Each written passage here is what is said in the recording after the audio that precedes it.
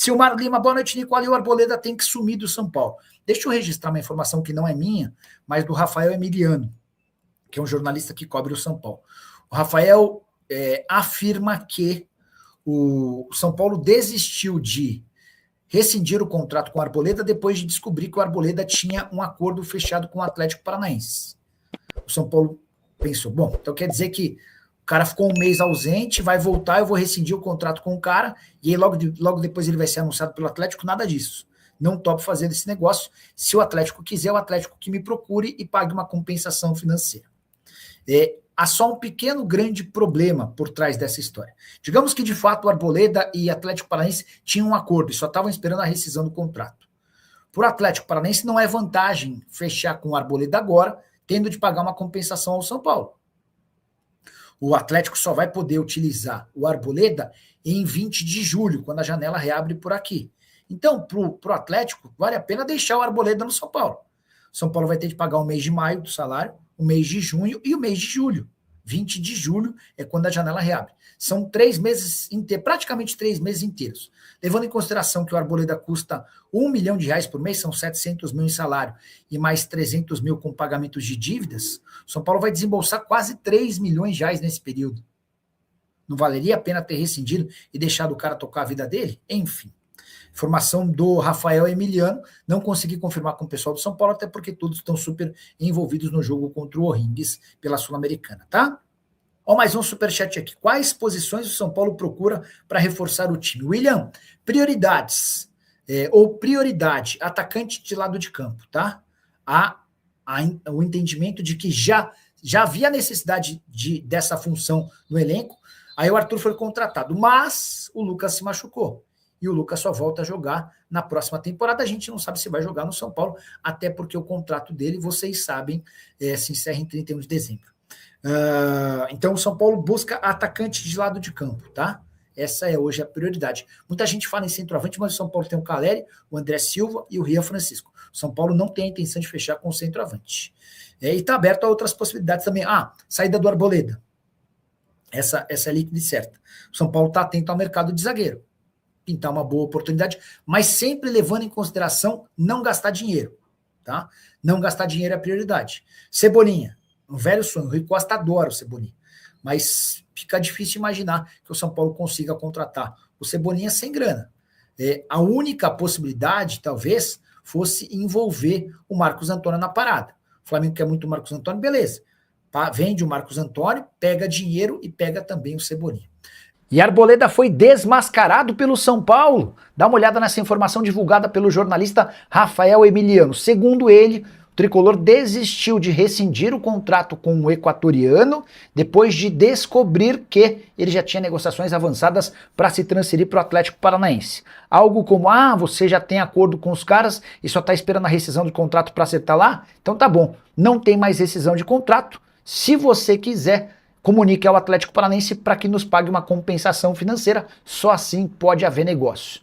Não sei até que ponto essa situação é benéfica ao São Paulo, até porque o Arboleda custa R$1 milhão por mês ao tricolor. Como a janela de transferência só reabre em 20 de julho, São Paulo pode ter o custo do mês de maio e de junho, além de julho, são 3 meses, ou R$3 milhões sem poder utilizar um atleta que desde que voltou do desaparecimento dele, ele ficou um mês no Equador sem autorização do São Paulo. O Arboleda tem treinado separado do restante do elenco e teve multa de 1 mês do seu salário. Será que essa economia vale a pena? Será que não valeria mais a pena ter rescindido o contrato com o Arboleda e permitido que ele fosse buscar um novo clube?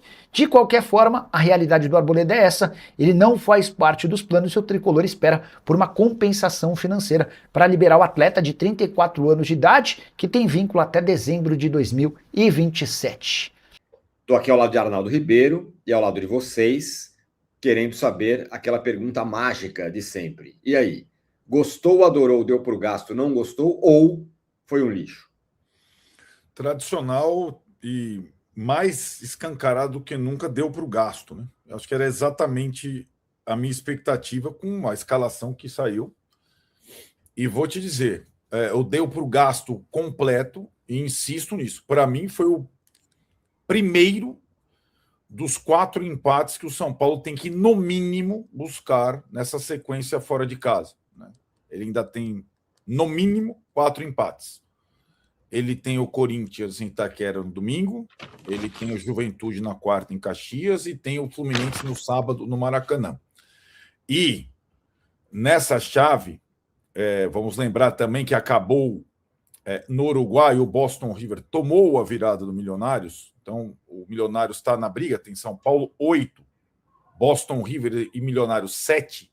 Ela acaba sendo uma chave em que você não perder fora de casa é muito importante. O São Paulo terminou sua campanha fora de casa sem perder.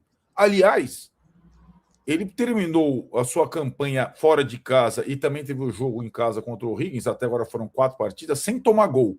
Não me explique como. Isso eu não consigo te responder, porque tanto na partida do Morumbi contra o Higgins, como hoje, e também em alguns momentos contra o Milionário, o São Paulo só não foi vazado por milagre. Mas que continue assim, né? Hoje, de fato, a baliza estava fechada e aquela bola que entrou, lamentavelmente, com o Bahia, desta vez não entrou, então deu para o gasto, com menção honrosa para o Coronel, que defendeu uma bola cara a cara, sendo fundamental para esse pontinho precioso. Exatamente. Salvou ali o São Paulo, não foi um super jogo e tal, mas o gol fez a defesa que valeu o gol, né? Muito bem. Então tá aqui. Vocês mandem suas mensagens aí, venham fazer o programa, chamem parentes e amigos, venham com a gente. Vamos falar sobre esse jogo aí 0-0. Muita gente falando Coronel titular. Fez um bom jogo hoje, sim. Eu acho que ele não deve ser titular do São Paulo, acho que o Rafael é melhor que ele, mas é bom. Assim, né? O jogo. Não. Ele acho que ele justificou oportunidades indo bem nas duas partidas, mais ou menos, né? Bem. Porque hoje ele fez uma baita defesa, mas socou uma bola para o meio da área, que só não foi gol por milagre. Foi um erro também de fundamento grande. E, gente, é aquilo. A oportunidade para reservas, com um time todo reserva, ela é uma oportunidade muitas vezes cruel, às vezes é uma roubada. Mas, de novo, pouquíssimos jogadores que começaram a partida hoje, você enxerga, esse cara pode ganhar a posição, né? Ainda tem muita distância em relação ao time razoável titular que o São Paulo tem. Essa é a grande aflição de você ter que jogar com um time alternativo quando você tem 8 desfalques e tudo mais. Mas eu estou contigo, Tironi. Na conta, no jogo que dava para arriscar, o São Paulo arriscou na escalação e acabou conseguindo pelo menos um empate, né? Aqui, eu só pegar uma observação aqui, o Afronauta, é isso mesmo. Arnaldo, 3 zagueiros canhotos deve ser a primeira vez na história. Eu vou pesquisar, eu nunca vi. Então, assim, jogaram Osório e Dória. O Dória se sacrificou, jogou no lado direito, todo torto. 2 canhotos na zaga é muito difícil. E no final ele ainda colocou o Fábio Santos falou sobre isso, né? Na transmissão. Foi, né? O Fábio Santos, né? É muito difícil. Canhoto, inclusive. Exato. Ele colocou ainda o terceiro canhoto, o Sabino, e, cara, nossa senhora, é um desespero. Você fica todo torto na jogada, né? Foi a opção. Eu imaginei, a gente falou no vídeo pré, que talvez fosse a linha de 3 com o Negruti pelo lado direito, como jogou contra o Fortaleza no passado. Mas deu para entender por que não foi a linha de 3 hoje e por que tinha sido linha de 3 contra o Milionários. Porque o Milionário joga com linha de 3 e 2 atacantes. O Higgins joga só com um atacante enfiado, o número 9, que deu trabalho. Arnaldo, por sinal, o nome dele. E aí não faria muito sentido ter os 3 zagueiros para um jogador só enfiado. Ele ficaria com pouca coisa no meio de pouca. E fora as outras improvisações, né, Tironi? O Cauli teve que ser meio ponta direita para ajudar o Igor Felisberto. O Tapio e o André Silva revezaram de 10 para fazer a função do Luciano. Cara, a quantidade de adaptações e improvisações no jogo de hoje transforma o 0-0 de fato num bom resultado. Não deu para o gasto literal. Exatamente. Muito bem. Vamos ver se eu acho aqui uma coletiva de alguém, de algum canal aqui. Se eu tiver, a gente coloca. Não creio que teremos, mas enfim, vamos tentar. Aliás, sabe, eu juro por Deus, Rian, eu caí o Destro Osório, eu falei isso, né, no vídeo pré. Sabe quem me sacaneou? Membros da comissão técnica do São Paulo quiseram me convencer que o Osório era destro. Eu falei, cara, eu vi esse cara jogar a Copa São Paulo toda. Eu vi esse cara jogar em outras situações. É o Isaac destro e o Osório canhoto. Aí você fala, não, o Osório é destro. Comissão técnica do São Paulo. Estou cometendo uma inconfidência. Não, o Osório é canhoto. Porque eu tinha feito uma pergunta que era assim, o Tolói se machucou, só tem o Alan. Se o Alan se machucar, não tem zagueiro destro. O que fazer numa situação dessa? Aí me falaram da comissão técnica, o Osório é destro. Destro? Não é, né? O Osório é canhoto, canhotaço. E o Dória teve que jogar do outro lado. Então me passaram uma informação, me fizeram cair num erro que eu nunca mais, ainda bem que você falou aqui, vou me fiar por informação dos outros, mesmo para quem treina os caras. Os caras me falaram que o cara é destro. O Osório sempre foi e sempre será canhoto. Inacreditável. Né? Mas, hoje, eu concordo, não é fácil estrear ainda numa situação dessa. Eu acho que ele teve um ou outro erro, mas ele se manteve firme, ele tem personalidade. O Igor sofreu mais no primeiro tempo. No primeiro tempo, o Igor estava completamente perdido. E o Diógenes é uma boa notícia, Tironi, porque ele é um jogador que é a terceira partida titular que ele joga. A gente sabe de uma coisa, talvez ele tome um cartão precipitado e ele não vai aguentar o tempo todo. Mas ele é um jogador que fisicamente é meio fraco, mas ele é muito inteligente para jogar. Eu gostei das 3 partidas do Diógenes que eu vi. Contra o Coritiba, contra o Milionários e essa. E acho que ele ganhando um pouco... E, curiosamente, ele é o menos Cotia deles, né? Ele chegou depois, né? E eu gostei do Diógenes. Eu acho que ele tem qualidade para fazer uma coisa que só o Bobadilha sabe fazer no time, né? Que é aquela saída-chegada.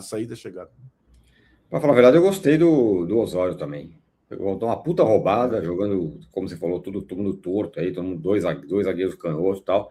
Achei que ele falhou um pouco, falhou um lance perigoso ali no segundo tempo, mas de resto achei. Então ele teve algumas falhas clamorosas, né? Uma que foi a defesa milagrosa do Coronel, que ele deixa o cara passar por cima dele, e aquela afastada para o meio da área. Ele proporcionou 2 claras chances de gol para o adversário. Mas tá valendo. É a primeira partida. Muito bom. Vamos lá, vamos começar a ouvir a galera aqui. E também, né, Tironi, para a gente fazer o raciocínio inverso, né? Vamos pensar quem não jogou e que pode estar domingo. Não, tentando ver o que vem pela frente. O Rafael, o Cédric. Aí pula. Essa é a grande pessoa. O Sabino e o Wendel. O Danielzinho, o Bobadilha, o Luciano. O Arthur, que jogou um pouquinho, e o Caleri. Aí acho que tem uma dúvida, Cauli ou Ferreirinha. E como é melhor o Ferreirinha entrando do que o Ferreirinha começando, não? Tem uma grande teoria sobre isso. E a questão da zaga. Se nem o Tolói nem o Alan Franco se recuperarem, o que fazer? Dória e Sabino, 2 canhotos pesados, difícil ali. Essa é uma grande questão para domingo. E como faz falta o zagueiro destro numa semana em que o Arboleda volta ao clube e o São Paulo tanto estaria precisando de um zagueiro destro experiente. Né? Muito bem. Vamos lá.